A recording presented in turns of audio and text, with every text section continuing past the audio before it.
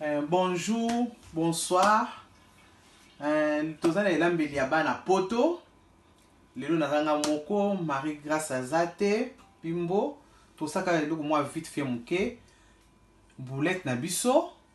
Tozana boulette na biso na tiaki mapa, mais sina saisonna ki yango mapa, ba ingredients tosala ki yango yo.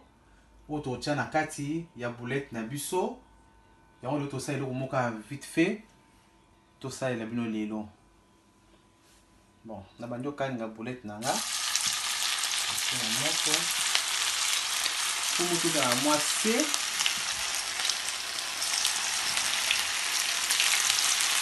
Non, on va se coller na boko nanga. Pour on va la boulette.